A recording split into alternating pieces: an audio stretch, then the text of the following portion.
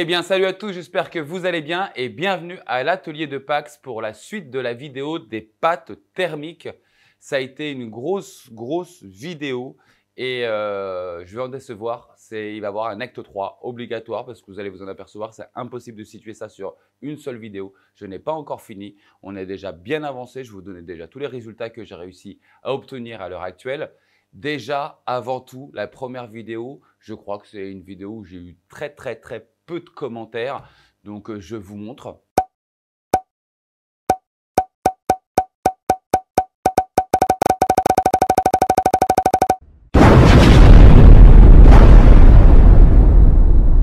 Vous êtes complètement dingue. C'est la vidéo qui a reçu le plus de commentaires depuis la création de la chaîne.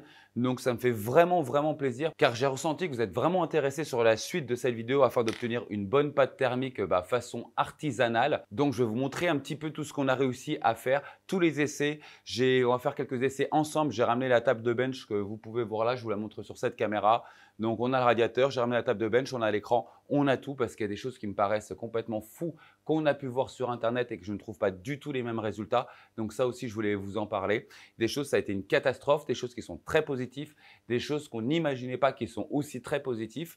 Donc, écoutez, on va faire le point ensemble. On n'oublie rien juste après le petit moment sponsor. À tout de suite.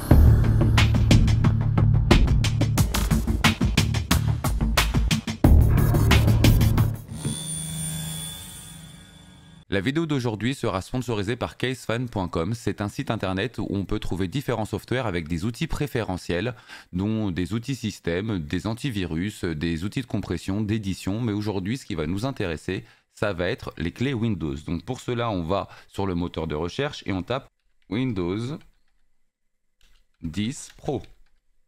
On valide. Donc je l'ajoute au panier. Je vois le panier. Donc on a bien le prix des 14,80 €, mais on va appliquer donc le code réduction de la chaîne, YTB50. J'applique ma réduction. Et de là, on voit apparaître la réduction de 50% qui fait passer le prix de la clé de 14,80 € à 7,40 €. Je passe à la caisse. Je choisis mon moyen de paiement qui sera pour moi PayPal. Je valide. Une fois validé, je reçois un mail dans la minute avec ma clé de licence, donc je n'ai plus qu'à la sélectionner et à la copier. De là, je me dirige directement vers les paramètres d'activation de ma clé Windows, donc je n'ai plus qu'à la coller et à la valider. Voilà, mon Windows est activé et il faut savoir que la clé Windows 10 que j'ai achetée est aussi valide pour Windows 11 parce qu'elles sont compatibles. Déjà, avant tout, merci à tous pour tous les commentaires que j'ai reçus sur la chaîne. Vous avez vraiment participé donc sur les liens, sur la manière aussi de faire le vide. Donc, j'ai acheté, ah oui, j'ai dû casser encore la tirelire. J'ai dû acheter, je vous la montre là, cette chambre à vide qui est là, qui fonctionne avec son petit compresseur bleu qui est là. Donc j'espère l'amortir, on verra bien. En tout cas, elle est là, j'ai quand même fait pas mal travailler. Je vais vous expliquer aussi comment ça a été fait. Donc j'ai récupéré aussi d'autres informations sur le web, enfin sur YouTube exactement. Et il y a des choses qui m'ont paru complètement dingues quand je les ai écoutées, quand je les ai vues. Et je me suis dit, mais c'est quand même fou que ce truc-là, ça marche. Et tout le monde disait, ah, mais ça marche, un truc de fou. Chez moi, ça ne marche pas du tout. Alors, allez savoir, soit on va le faire ensemble, comme ça, ce sera plus simple. En tout cas, mais on va commencer tout de suite par juste quelques expériences. Donc, j'ai expérimenté, alors je vais vous le dire parce qu'il y a eu pas mal de choses. Donc, je l'ai fait avec de la graisse silicone, je l'ai fait avec de la vaseline, j'ai fait avec de la graisse de cuivre, avec de la graisse de lithium, avec de l'huile pour le corps, parce qu'aussi j'avais vu ça et je vais vous expliquer pourquoi j'ai vu ça sur Internet. Avec de la graisse graphitée, avec de la crème L'Occitane pour le corps, avec de la glycérine, avec de la biafine et attention, avec de la mayonnaise. Parce que c'est ça où je veux en venir. Tout le monde, on voit des chaînes qui disaient avec de la mayonnaise, ça marche. Hein. Je vous laisse aller chercher, je ne donnerai pas les noms, je vous laisse aller chercher, vous allez voir.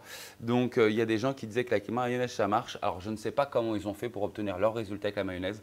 On va le faire nous ensemble sur la table de bench pour qu'il y ait quelque chose qui a été fait là en live. Donc, vous allez voir l'appliquer, on va voir tout de suite les résultats et vous allez voir que je n'obtiens pas du tout ça. Donc, je vais quand même vous montrer ce que j'ai pu faire comme préparation. On va voir si je peux vous montrer ça comme ça. Ouais. Donc j'ai travaillé sur toute cette base de produits, donc je l'ai fait à brut tout simplement.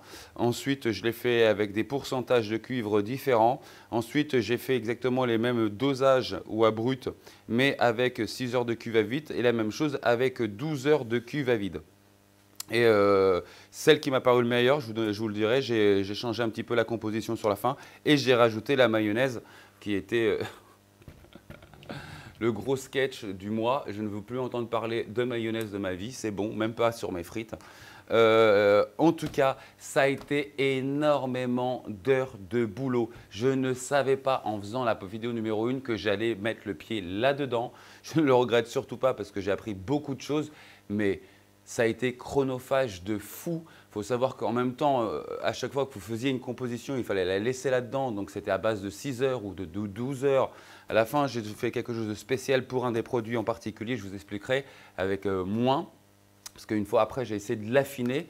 Donc ça a été énormément chronophage. Des mélanges, j'en ai fait dans tous les sens. On est sur une très très bonne piste, mais je ne vais pas vous spoil tout de suite. Je vais vous montrer juste un petit peu ce que j'ai pu vivre à travers des phases d'expérimentation. Donc comme vous avez vu sur le tableau, donc, je faisais par 6, par 6, par 6, avec donc des dosages et des heures bien particulières donc, dans la chambre à vide. Je vous montre déjà ça tout de suite pour commencer. À tout de suite. Et voilà les amis, 12 heures dans la chambre à vide, donc à dégazer. On va quand même voir déjà ce qui se passe à l'intérieur. Donc on voit quand même qu'il y en a qui ont très très mal supporté la chambre à vide. On va voir tout de suite. Déjà, je peux vous dire que le 2, qui est la biafine, n'a pas du tout supporté, apparemment. On va regarder ça. Donc ce qu'on va faire, c'est qu'on va commencer donc à dégazer.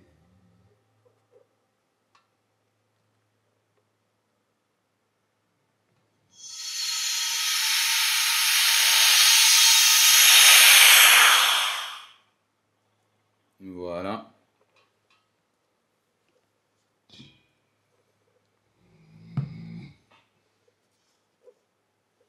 Alors, chaud, chaud et humide. J'ai senti de l'air humide. Forcément, l'humidité a dû essayer de sortir avec l'eau. Donc on va essayer de voir un petit peu les consistances. Rappelons-le, il faut que ça reste pâteux. Alors,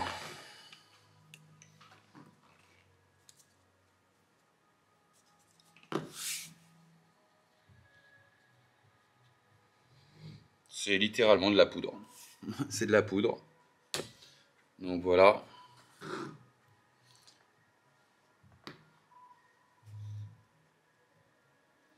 De la poudre. Pareil. Aussi bien ça a enlevé l'air, mais aussi bien ça a chassé la propre humidité qu'il y avait dedans. Donc numéro 3, glycérine.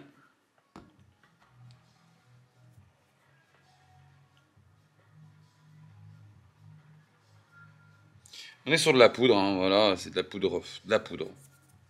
De la poudre de cacao. 4. Donc de la graisse silicone.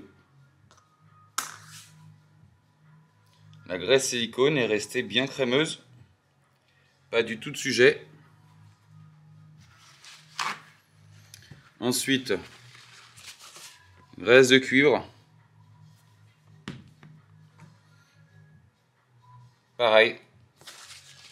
Elle a bien supporté. Et notre fameuse mayonnaise pour aller dans le thème. Alors elle voilà. Donc 1, 2, 3. Ça déjà, on sait qu'on peut dégager pas mal d'éléments. Donc en gros,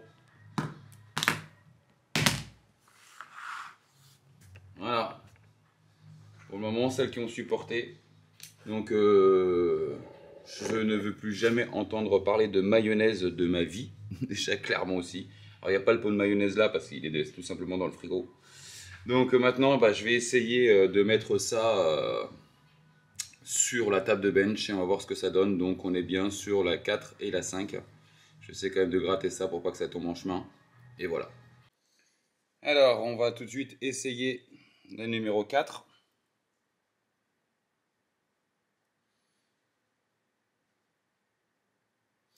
Une sensation de Nutella, vous vous rendez même pas compte.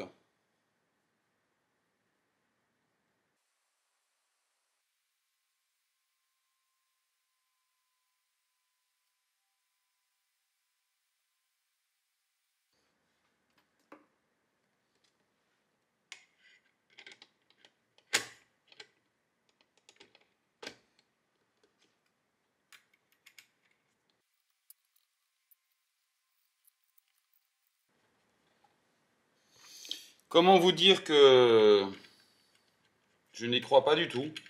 Donc là, on a un bon mélange donc de graisse silicone ainsi que du cuivre en poudre très très fine.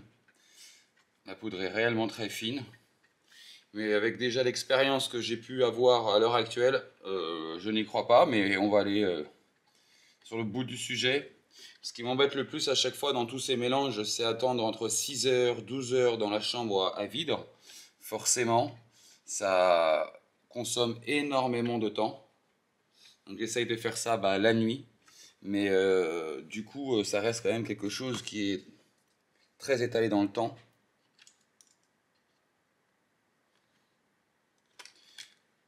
Voilà, on y va. Je lance. Et on croise les doigts. C'est jamais. Mais j'y crois pas trop.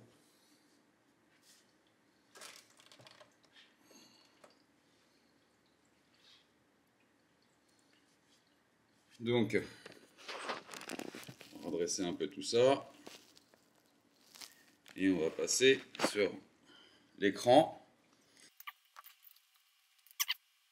Corps temp déjà. Au repos. Au repos, je peux déjà vous le dire que ça va pas le faire. Et je suis même pas sûr qu'il va passer mon premier bench.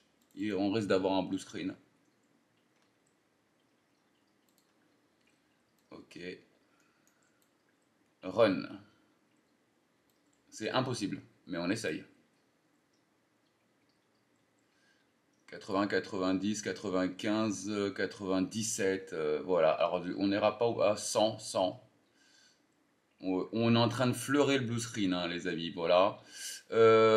Ok, donc voilà, pas du tout. Pas du tout. Donc la numéro 4 est aussi HS. Enfin HS. Pas convaincante. Donc,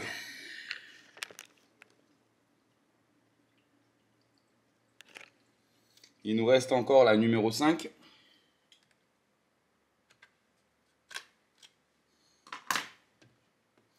On va pouvoir voir l'étalement de la pâte aussi.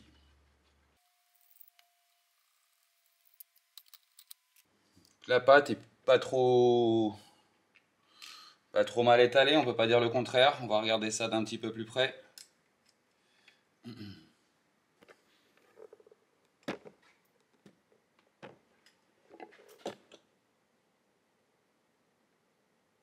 Donc elle est relativement pas trop mal étalée. Est-ce que j'ai eu un surplus? Je ne sais pas. Mais on voit un petit peu, vous voyez un petit peu, on dirait des racines ou des branches d'arbres de la manière où elle est étalée. C'est-à-dire que même à ce moment-là, on voit quand même un regroupement du cuivre. Je vais nettoyer tout ça.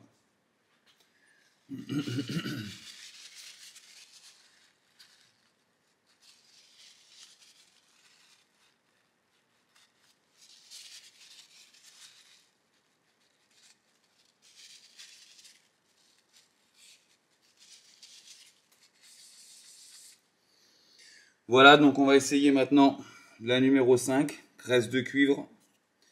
Graisse de cuivre et cuivre.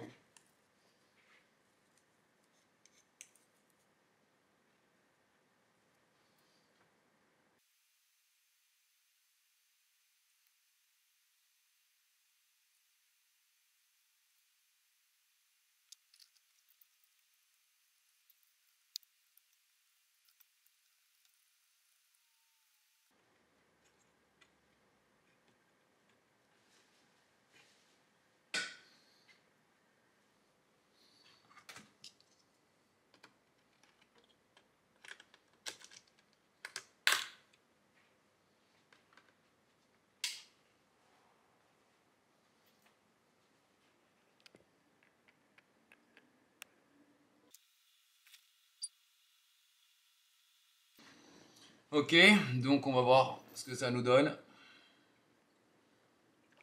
On va vous redresser un petit peu ça, voilà. Corps temple.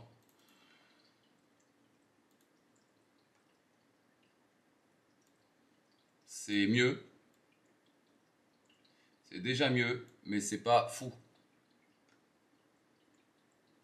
C'est déjà mieux, mais c'est pas fou.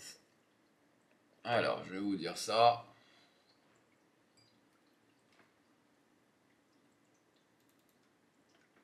Mais c'est déjà mieux. Mais c'est pas fou. Donc en gros, ça va pas me servir à grand chose non plus. Mais on va pouvoir les classer.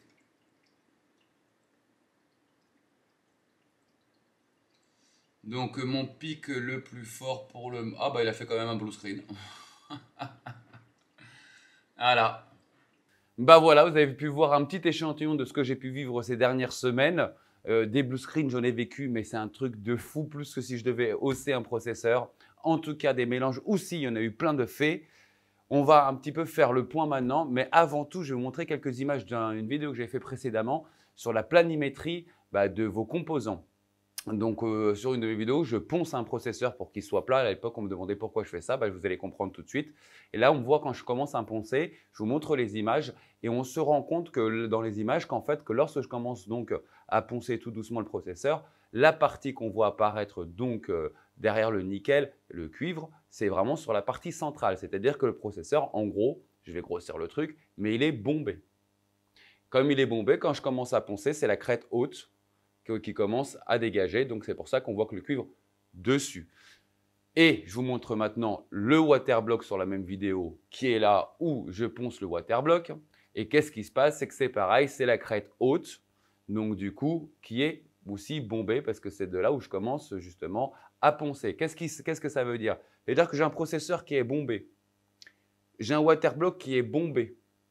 Donc, quand je les mets les deux ensemble, forcément, sur les côtés déjà, ça matche moins bien. Je dois avoir obligatoirement un petit vide.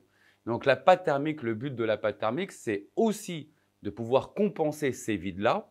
Et c'est aussi, lorsque vous avez donc votre pâte thermique qui est appliquée dessus, c'est pour compenser toutes les micro-rayures que vous avez. C'est-à-dire que ça ne se voit pas à l'œil, mais il y a des micro-rayures qui sont dessus. Et ça va remplir ces micro-rayures pour pouvoir transmettre la chaleur du point haut au point bas, enfin du point bas au point haut exactement. Et ça, c'est aussi quelque chose de dingue. Pourquoi aujourd'hui, lorsqu'on achète des processeurs, il faut savoir que le processeur que j'ai poncé, ce n'est pas n'importe quoi, c'est un 10980 XE, donc c'est un processeur à 1000 €, c'est le haut de gamme de chez Intel aujourd'hui, en tout cas pour le particulier. Donc c'est pour vous dire que voilà, c'est quand même un truc de fou. Pourquoi on n'a pas une planimétrie exacte aujourd'hui? Et c'est ça qui n'est pas normal, parce que si on avait une planimétrie exacte entre les deux éléments, qui aurait un contact exact, limite, il n'en aurait même pas besoin de pâte thermique, à part pour ces petites rayures, bien évidemment. Donc, il faut compenser un petit peu tout ça. Et le rôle de la pâte thermique, c'est vraiment le suivant, c'est transmettre la chaleur dans les points où c'est moins transmissible. Donc, on va aussi commencer à vous parler de la mayonnaise, parce que ça m'a rendu dingue. Et on va faire une expérience mayonnaise. Je vais allumer la caméra ici. Hop. Non mais ça, je vous engage à aller voir cette histoire de mayonnaise. Moi, je vais vous mettre tout ici. Voilà. Et on va halluciner ensemble. Je ne veux plus entendre parler de mayonnaise, c'est fini. Donc avant, ce qu'on va faire, c'est qu'on va aller dans mon BIOS pour qu'on soit bien d'accord de quelle manière j'ai préparé toutes les expériences que j'ai eues, parce que c'est important, savoir de quoi on parle, de quelle chauffe est exercée sur ce processeur. Donc c'est un 12900K, je le rappelle. Donc je l'ai préparé aussi pour pouvoir supporter un petit peu toutes les températures quand j'étais dans les essais. Donc je l'ai cancel. Donc ici, j'ai enlevé toutes les protections limites. Donc en gros, ce que je vais inscrire comme voltage, par exemple, ce sera bien fixé. Ça ne va plus descendre. Donc on est à 4 Go 8 sur tous les corps. Et je lui ai mis un voltage de 1.22 pour pouvoir bien supporter ce 4 Go 8. Donc on n'est pas non plus sur des folies. Mais en tout cas, ces essais qui ont été faits vraiment à partir de ça sur tous les dispositifs, toutes les pâtes thermiques que j'ai pu essayer. Donc, on va maintenant essayer donc cette mayonnaise-là. Donc, on va quitter. F10, entrée. Voilà. Et je vais vous mettre donc cette petite mayonnaise en place.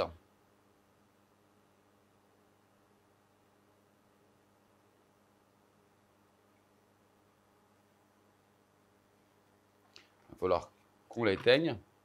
En attendant, eh ben, on va prendre de la mayonnaise. Hein? On se dit, bah, une petite mayonnaise, ça peut être bien sympatoche. Voilà, hop, ramenez les frites. Ok, donc maintenant, on l'éteint tout simplement. Hop, arrêtez. Ok, j'éteins. Je vide l'électricité qu'il y a à l'intérieur actuellement. Autant que vous voyez du RGB, c'est qu'il y en a. C'est parti, donc j'enlève la RAM, parce que ça va me gêner. On va démonter le waterlock. Je vais vous faire un petit time-lapse quand même, pour pas que ça vous paraisse trop long. Pour pas que la vidéo dure 1 heure.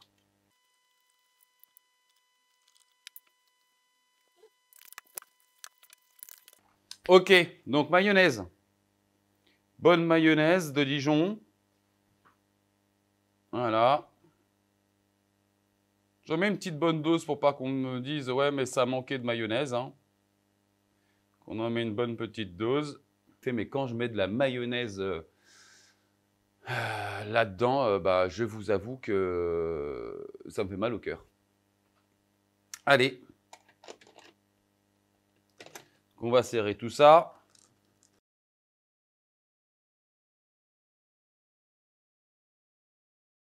Donc pareil, on a l'impression que je vais vite à chaque fois que je mets des barrettes de RAM. Je vais vous donner un petit tips. C'est lorsque vous voyez la marque du produit, bah, c'est toujours côté extérieur du processeur. Lorsque vous voyez les codes barres, c'est toujours côté intérieur des processeurs. Donc c'est pour ça qu'à chaque fois, je ne réfléchis pas trop. Je les mets tout de suite d'office. Ok, go, c'est parti. Donc ça boot, ok. Donc core temp. On y va. Bah déjà de base, alors ce qui est marrant, c'est qu'en idle, les températures sont pas non plus, elles sont beaucoup plus fortes qu'une pâte thermique, hein, en raison de 7-8 degrés, sans forcer dessus. Mais bon, on va dire que voilà, c'est pas fou. Ça va être lorsqu'on va mettre un peu le processeur en chauffe qu'il va se passer ce qui va se passer. Je vous laisse voir. Donc je lance. Donc là, j'ai des pics. Ah bah voilà. Ne me parlez plus de mayonnaise, s'il vous plaît, les amis. Maintenant, je vous dis, allez regarder un petit peu ce qui se dit sur YouTube, vous allez vous marrer. Je ne comprends pas. Alors moi, je ne dis pas que les gens qui font du fake, hein, ce que je vous dis, c'est sur ma configuration chez moi à l'heure actuelle, bah, je viens de vous montrer, ça ne fonctionne pas du tout. Pourtant, j'ai pris un petit peu ce qu'on m'avait dit de la mayonnaise bien chimique, bien dense et de pas de grande marque. Mais écoutez, ça ne fonctionne pas du tout chez moi. Voilà, alors soit les processeurs, c'était des processeurs qui chauffaient moins, donc on allait dans des pics un peu moins forts, mais il faut quand même savoir que j'ai quand même stabilisé donc le processeur à 4 Go 8 en MHz et un 1.22 en voltage. Donc ce n'est pas non plus extraordinaire, mais pourtant c'est quand même quelque chose qui est quand même très fonctionnel et qui chauffe quand même pas mal. Mais on n'est pas non plus sur quelque chose qui monte à 5.2. Hein. Beaucoup d'abonnés qui m'ont conseillé de prendre de la graisse de cuivre. Donc la graisse de cuivre, sur le papier, on se dit c'est gras, c'est cuivré, ça doit laisser passer obligatoirement la chaleur vu que c'est cuivré. Mais en fait, écoutez, pas du tout. Je vais quand même faire un essai avec vous parce que vous avez été beaucoup à me le dire. Donc j'ai fait l'essai naturel, brut. Après, j'ai fait l'essai avec des pourcentages différents de cuivre et des heures différentes de poser dans la chambre à vide. D'ailleurs, je voulais revenir aux extraits que vous avez vus.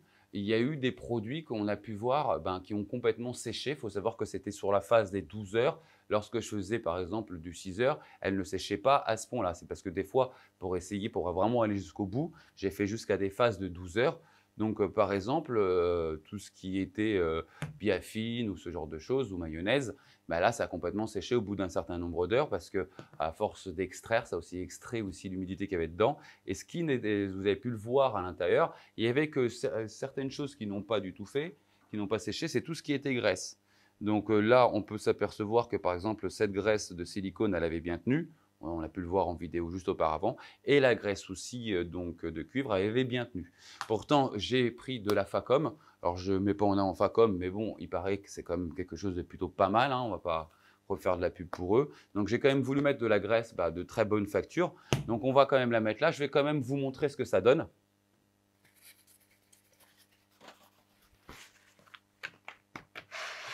Alors, on va quand même appliquer, pareil, un petit dose sympathique.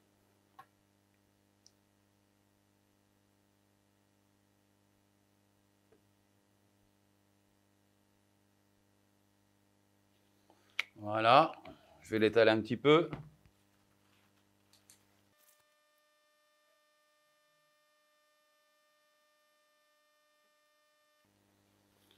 OK, bien appliqué. On retourne sur un time-lapse.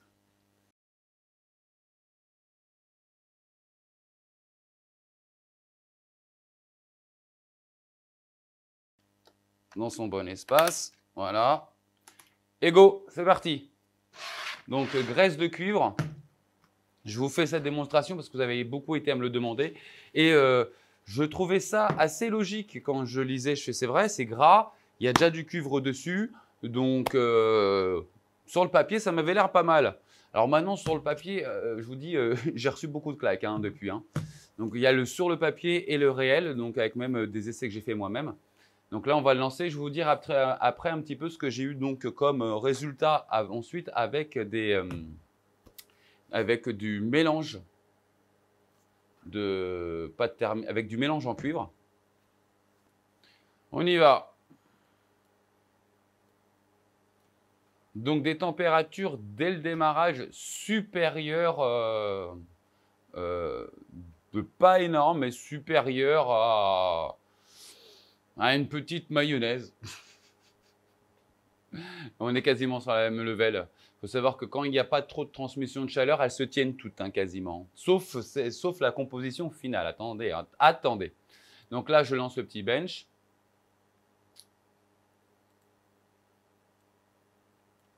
On y va. Donc voilà. Pareil. Donc ça monte tout de suite en température. Donc on dépasse les protections de sécurité. Et donc du coup, on tombe sur le blue screen. Donc voilà. Alors pour vous expliquer un petit peu la graisse de cuivre. Donc moi, la graisse de cuivre, c'est simple. Pour qu'elle ne fasse déjà plus aller sur un blue screen pour que ça puisse fonctionner, j'ai dû la mélanger avec 20%. Non. J'ai dû la mélanger avec 5% de cuivre. Ce qui était complètement fou avec celle-ci, c'est que j'ai dû la mélanger avec 5%, pas énorme finalement, et dans la chambre à vide que 6 heures. De là, si j'ai fait une autre composition, je tombe sur du blue screen. Donc de là, elle tient, mais je monte sur des températures qui sont d'une moyenne 20 degrés plus fort qu'une pâte donc, de chez Grizzly. Donc forcément, ça ne marchera pas. Donc merci pour ce conseil-là. Moi aussi sur le papier, je trouvais ça fou, mais ça ne marche pas. J'ai eu beaucoup aussi la graisse de silicone. Donc on a essayé la graisse de silicone. Bon, je ne vais peut-être pas vous la faire, mais c'est pareil. Blue screen dès le début pour qu'elle puisse tenir. Donc, elle tenait avec tout le pourcentage de cuivre qu'on pouvait avoir, que ce soit avec, vous avez vu un petit peu d'ailleurs, la graisse de cuivre, elle tenait. On n'était pas en blue screen, mais on était aussi sur des températures bien supérieures qu'une pâte thermique. Donc, OK. Donc, on va abréger un petit peu les souffrances pour tout le monde. Qu'est-ce qui a le mieux fonctionné tout de suite? Parce que tout le reste, on peut enlever. Donc, Vaseline, j'ai essayé, c'est nul.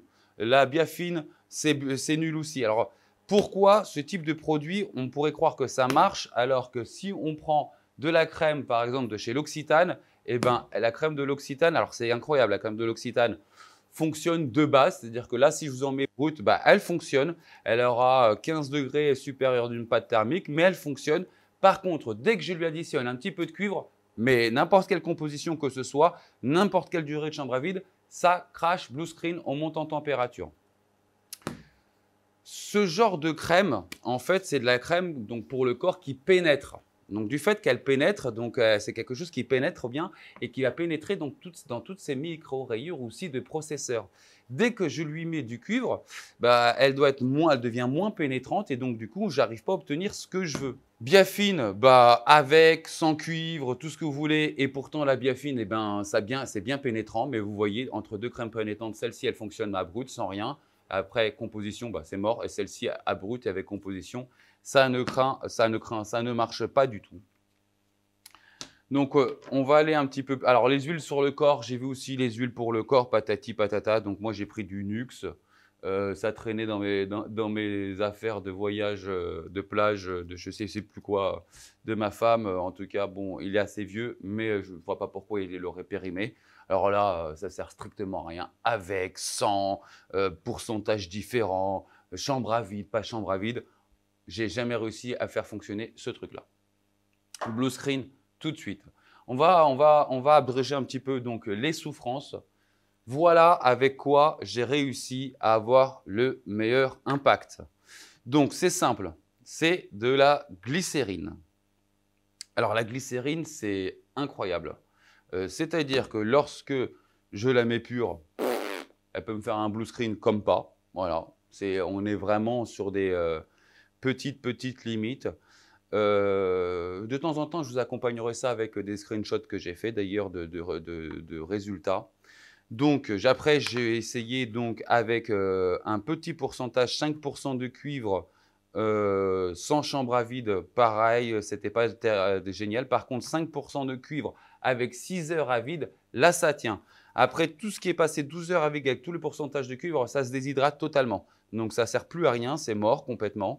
Alors, la meilleure composition, et là où on est plutôt pas mal du tout, je vous montrerai aussi les résultats, c'est 1 heure de chambre à vide, 15% de cuivre. Donc avec 15% de cuivre, avec 1 heure à vide, on est à 5 degrés de la grizzly. Donc c'est ce qui a été le plus proche de la grizzly. Donc alors 5 degrés, ça peut paraître beaucoup ou pas beaucoup, mais aujourd'hui, avec tout ce qu'on a essayé aujourd'hui, c'est ce qu'on a de plus fiable. Donc j'ai pris la grizzly thermale extrême. Donc je suis à 5 degrés de l'extrême. Donc c'est-à-dire que de la basique qui doit être sur mon bureau, on est beaucoup plus proche. Je crois qu'on était à 2 ou 3 degrés d'écart. Donc on s'y rapproche vraiment. Voilà, c'est juste une histoire aujourd'hui de pouvoir affiner ça. Donc le but du jeu, c'est quoi? C'est d'avoir une pâte non transmettrice de courant. Sinon à ce moment-là, on met du métal liquide, on est tranquille. Et d'ailleurs, il faut que je revienne sur le métal liquide que j'oublie pas. Mais je vais vous dire aussi d'ailleurs d'autres expériences qu'on a eues, que j'ai fait encore derrière.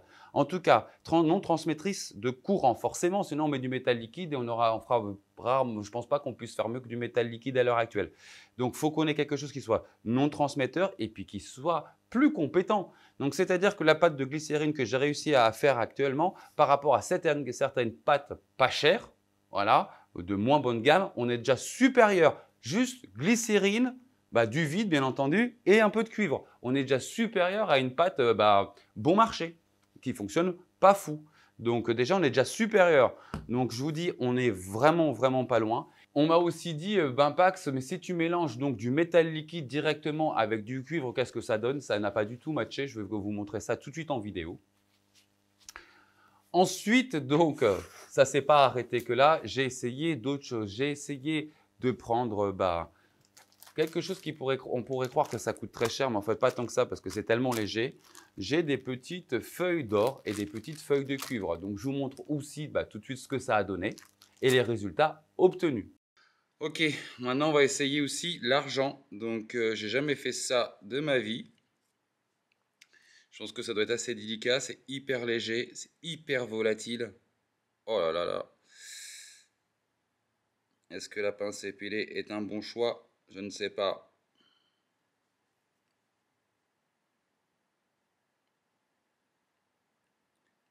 Je pense que ça va être assez difficile, mais on va essayer. Donc on va mettre quelques couches.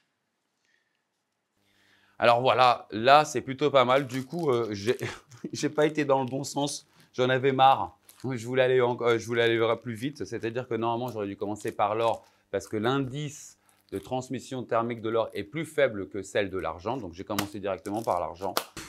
Voilà les amis, c'est un truc de fou. On n'arrête pas, donc j'ai encore beaucoup de choses à faire. Je vous remercie vraiment pour tous les commentaires parce que vraiment, ça a été un truc de fou sur les commentaires. J'ai appris aussi beaucoup de choses. Je suis allé dans des directions que je ne serais pas allé initialement. Donc, c'est grâce vraiment à vos commentaires. Je suis toujours preneur d'idées farfelues. Ne me mettez pas la mayonnaise, s'il vous plaît. Parce que ça, c'est un truc de fou. Ça ne marche pas chez moi. Je ne veux plus entendre parler de mayonnaise. Je ne veux plus mettre de mayonnaise sur ma table de bench. C'est fini. Ça, c'est clair. En tout cas, si vous avez donc des idées, je suis vraiment preneur. Ça a été vraiment passionnant. Merci à tous de suivre mon contenu. Je vous dis maintenant à la vidéo prochaine. Ciao, ciao!